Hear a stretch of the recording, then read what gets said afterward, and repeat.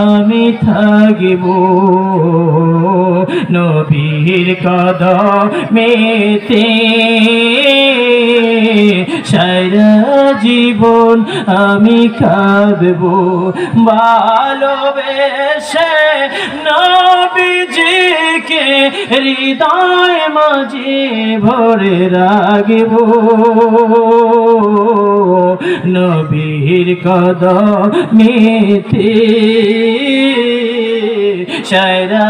জীবন আমি থাকব মিলাদ কিয়ামে দুরূদ সালামে নূর নবীকে নাহি ভুলবো নবীর চরণেতে সারা জীবন আমি কাঁদব নবীর কদমেতে সারা জীবন আমি থাকব লোভ লালসায় পরে কবু নূর নবীকে নাহি ভুলবো নবীর কদমেতে সারা